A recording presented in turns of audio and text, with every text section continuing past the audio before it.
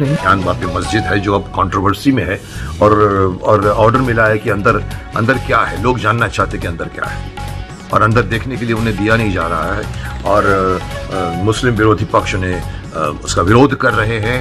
Court में मामला गया है लेकिन अल्टीमेटली कोर्ट ने ऑर्डर दिया है और वो लोग अंदर गए हैं और आज कल में वो रिपोर्ट निकलेगी कि क्योंकि उसके बाहर मंदिर के बाहर में एक हमारे को शायद श्रृंगार देवी की मूर्ति मिल गई थी, तो उन्होंने कहा था कि इसके अंदर क्या है। जो आज एक रिसेंट मसला है, जो शुरुआत हुई थी बाबरी मस्जिद से, बहुत बड़े लेवल पे शुरू हुई थी, उसको तो 400 साल लगे थे, लेकिन आज धीरे धीरे आजकल जैसे आप देखते ताजमहल के बारे में भी ये बात फैलनी शुरू हुई कि ताजमहल नहीं, वो एक राजमहल था, दावे किए जा रहे हैं।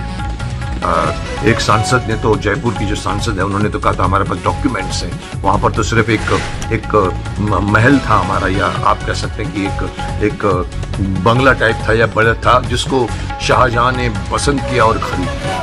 अब ये बात सुनने में हमें आश्चर्य होता है कि अब तक हमने ये बात क्यों नहीं सुनी। और यही हमारे देश की विडंबना है कि हमारे देश में अभी भी कई बातें हैं जो हम अब धीरे धीरे महसूस कर रहे हैं कि हमसे छिपा कर रखी गई है। इतिहास किसी और ने लिखा है, किसी और ने लिखा, किसी और दृष्टिकोण से लिखा है, और हमारे इतिहास में जो चित्रण किया गया है हमारे देश का, चाहे वो मुगल्स के टाइम पर हो, चाहे वो हम ब्रिटिश के टाइम पर हो, गलत है। और ये बात अभी बहुत बड़े लेवल पर ये बात आ रही है कि इसकी जांच होनी चाहिए और इसके लिए इतिहास को रीरिटन किया जाना चाहिए, फिर से लिखना चाहिए। कई ऐसी बातें हैं जो अचंभित करने वाली है, उसको उभारने की जरूरत है। लेकिन जैसे ये हमारे चैनल के एडिटर हैं जो कह रहे हैं कि भाई आजकल सब लोगों को एक शौक हो गया है, खुदाई करो खुदाई करो खुदाई करो, इसके नीचे क्या है, उसके नीचे क्या है। मैं उनको ये बात बताना चाहता हूँ कि इसे आप लाइट ढंग से क्यों ले रहे हो, आप इसका मजाक क्यों बना रहे हो। ये कोई हर आम आदमी हर जगह पे खुदाई नहीं करना चाहता। एक खास इंफॉर्मेशन मिलती है इतिहासकारों की तरफ से और आजकल ये बातें धीरे धीरे बाहर आ रही हैं और ये सच है। मैं इसे मानता हूँ, लोगों को भी इसे मानना चाहिए। मैं एक एग्जांपल देता हूँ। फॉर एग्जांपल, अब ये काहे को ये बात के पीछे एक सबूत मांगे जा रहे हैं कि ये होगा, आप निकाल के दिखाइए, कब बोलते इसके नीचे शिवलिंग है, अब उसको खोदिए, मालूम पड़ेगा। मैं आपको एक छोटी सी बात अपनी तरफ से, अपने दिमाग से, जहां तक मेरा दिमाग चलता, मैं कहना चाहता हूं। हमारे हिंदुस्तान में कौन रहते थे पहले? 5000 साल का जो हमारा इतिहास है उसमें कौन रहते थे? आपको सबको मुगल्स आए, शायद 700-800 साल पहले आए, हमले हुए, सोमनाथ के मंदिर तोड़े गए, मोहम्मद गजनी से लेकर, मोहम्मद गौरी से लेकर, तैमूर लंक से लेकर बाबर आए, अकबर आए, हुमायूं आए, जहांगीर आए, शाहजहां आए, औरंगजेब आया, और हर एक की अपनी अपनी कहानी लोगों को थोड़ा थोड़ा अंदाजा है, लेकिन पूरी तरह की कहानी किसी को भी नहीं बताई गई है, क्योंकि इतिहास जो है वो कुछ जानबूझकर किसी और के परिप्रेक्ष्य में लिखा गया है, असलियत नहीं बताई गई है। तो मुगल्स, मैं इतना सिर्फ कहना चाहता हूं, क्या इसमें कुछ सोचने की जरूरत है कि जब मुगल्स आए थे तो क्या वो अपने साथ अपने बंगले उठाकर लाए थे, अपने घर से पत्थर उठाकर लाए थे, जमीन साथ में लाए थे? नहीं आए थे ना, आए तो सिर्फ हिंदुस्तान में थे ना। जहां जहां भी उन्होंने लूटा, मारा, पटा और उसके बाद में राज किया, लोगों को गुलाम बनाया, वहां पर रहने लगे, दिल्ली के शासन पे बैठ गए, सब उनके हाथ में था, इसलिए। और उसके बाद में अंग्रेज आए। अंग्रेज भी तो क्या अपने साथ में तो जमीन लेकर नहीं आए थे, जहां भी आए उन्होंने अपनी अपनी इमारतें खड़ी की और उसके ऊपर उन्होंने नाम लिखे अपने रोड्स के।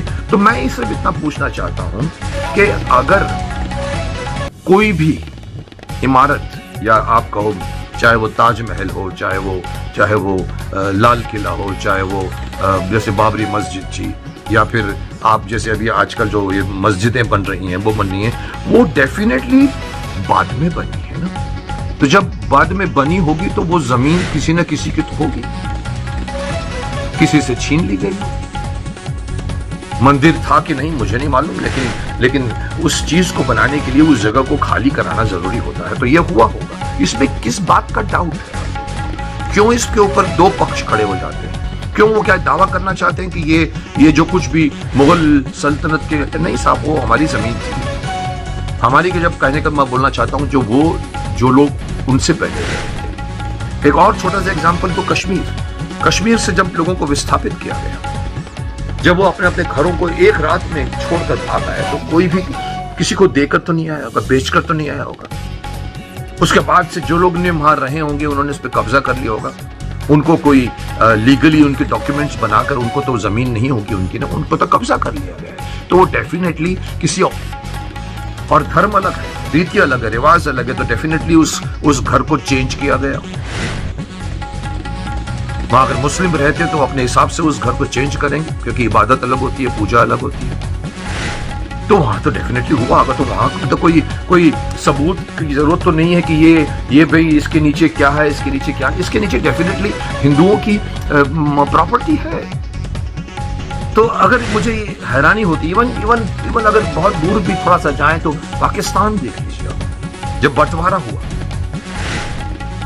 कई लोग वहां से भाग गए। हमारे घर वाले भी वहां से पार्टीशन के बाद 47 से वहां से निकले थे। कई लोग तो ऐसे ही निकल गए, कुछ लोगों ने शायद बेचा भी होगा, पर वक्त नहीं था बेचने का, और वो निकल आए। और उसके ऊपर वहां डेफिनेटली वहां के रहने वाले जो बच गए थे, जो मुस्लिम्स थे, डेफिनेटली उन्होंने वो घर को हथिया लिया होगा या कब्जे में ले लिया होगा। से कोई आदमी चला जाए अपने घर को देखे वहां पर, तो वो बोलेगा कि ये मेरा घर यहाँ पर था, पर ये मेरे को पहचान में नहीं आ रहा। तो डेफिनेटली बदलाव तो होगा, क्योंकि रहने वाले अलग है, उनकी रीति रिवाज अलग है। तो जब यहां ये हो सकता है तो मुगल्स के टाइम पे क्यों नहीं हुआ?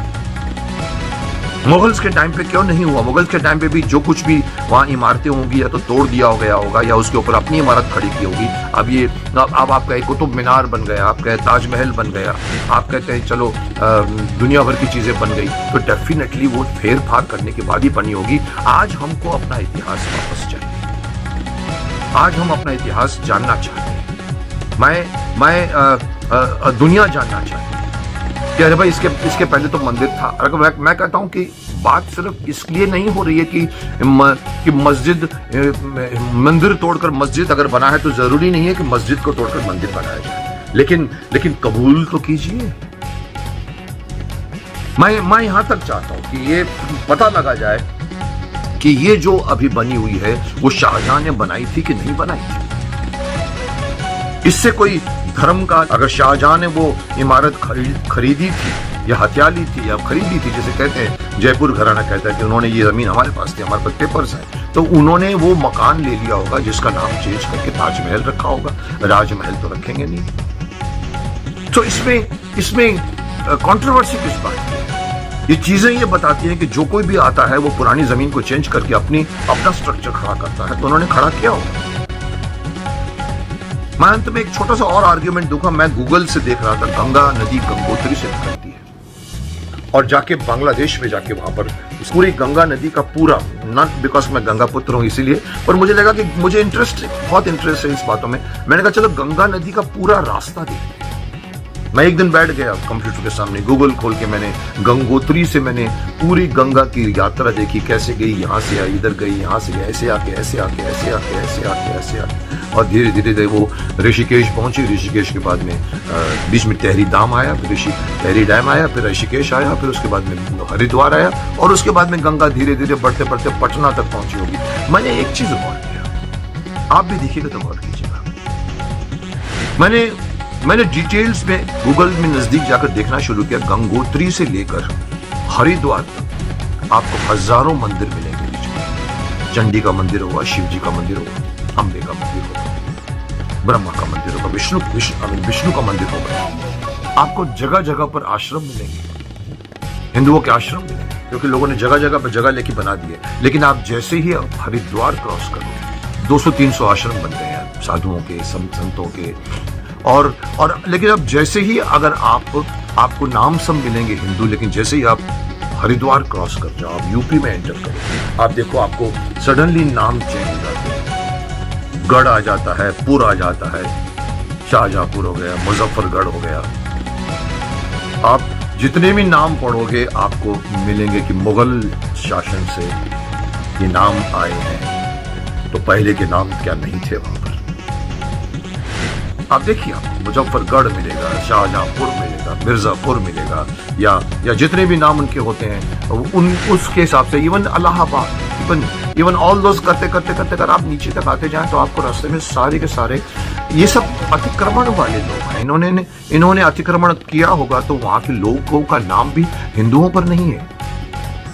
हिंदू वहां रहते थे पहले, ये बात पे कोई कंट्रोवर्सी, कोई भी कॉन्टेस्ट नहीं कर सकता, कोई भी मुगल का वंशज या कोई भी आज के मुस्लिम भी। हम पहले से रहते थे। नहीं साहब, आपकी आबादी उस वक्त बहुत कम थी, और वो नाम अगर उसके अंदर अगर हम जांच पड़ताल करते हैं तो ये जैसे हमारे एडिटर महाशय कहेंगे सबको खुदाई का शौक है, अभी इनके अंदर तो कुछ भी तो निकलेगा ही ना। अरे साहब, लेकिन इसके साथ हमारा इतिहास जुड़ा हुआ है, आप क्यों मजाक उड़ा रहे हैं इस बात का? कबूल कीजिए कि इस वक्त इतिहास की छेड़छाड़ करनी बहुत आवश्यक है। मुगलों ने लिखा है, मुगलों के टाइम से इमारतें बन गई हैं, चेंज कर दिया गया, मंदिर तोड़े गए हैं। ये कोई मना नहीं कर सकता कि मंदिर नहीं टूटे। सोमनाथ का मंदिर देख लो, आप जिसका भी कोई मंदिर देखो, आपने कहीं ना कहीं पर तोड़े गए हैं। और ये ओपनली इतिहास, ये तो इसको नहीं छुपा पाया, लेकिन काफी चीजें छुपा दी गई। जैसे अगर ये सच है कि शाहजहां ने ताजमहल नहीं बनाया था, एक बहुत बड़ी कहानी बन गई है उसमें, अपनी बीवी मुमताज के लिए उसने एक ड्रीम हाउस बनाया उसकी याद में, और जब वो जितने भी कारीगर भी बने उनके हाथ काट दिए गए कि ताकि आगे जाकर वो इस तरह की चीजों का निर्माण न कर सके। हम मान के चले, हमने स्कूलों में पढ़ा है या हमने सुना है। शाहजहां के छोड़िए, अकबर, जोधा भाई का भी इतिहास किसी को संदेहग्रस्त हो गया है। आप ये भी कहते कि अनारकली नहीं हुई थी, एक मुगल आजम फिल्म बनी थी, उस पर अनारकली फिल्म। हमको ये सब सिखाया गया है, हमने कबूल किया है, उस वक्त कोई कंट्रोवर्सी नहीं। लेकिन आज सडनली माहौल चेंज हुआ है। लोग चाहते हैं कि भाई हम असलियत जानना चाहेंगे। क्यों ऐसी सब चीजें जो क्यों दुनिया भर औरंगजेब रोड होता है, या अकबर रोड होता है, या फिर जहांगीर पूरा होता है, या फिर आप अंग्रेजों के नाम के ऊपर एलिजाबेथ रोड होता है, सेंट जेवियर्स रोड होता है। ये सब नाम कहां से आए हैं? पहले तो थे नहीं ना, चेंज तो किए होंगे ना। जब उन्होंने चेंज किए हैं तो क्या हम नहीं चेंज कर सकते? मैं सिर्फ इतना कहना चाहता हूं कि सारे के सारे बातों को मैं पहले भी कह चुका हूं। इनकी यादाश्त को जो हमें थोड़ा सा बुरा फील कराती है, उनको चेंज कर दो। मैं ये नहीं कहता हूं कि अगर एक मस्जिद बन गया तो मस्जिद को तोड़कर मंदिर बना दो, लेकिन उनको कबूल तो करवाओ कि यस, आपने ये बाद में बनाया है, आप बाद के वासी, हम पहले वाले वासी, तो ये तो कबूल करो। कबूल करने को भी तैयार नहीं साहब, अंदर कुछ नहीं है, आप कुछ नहीं अंदर जा सकते, आप तहकीकात नहीं कर सकते, आप खुदाई नहीं कर सकते। लोग खड़े हो जाते हैं। किसका आप समर्थन ले रहे हैं? मुगल्स का, जिन्होंने आक्रमण किया, अंग्रेजों का, जिन्होंने व्यापार के बहाने हमारे देश को 200 साल तक, 300 साल तक रूल किया, और हमारे यहाँ के देशवासी जो बेचारे गुलाम बने, पहले मुगल के बने, बाद में अंग्रेजों के बने, उसके लिए आपके मन में कोई सिंपैथी नहीं है?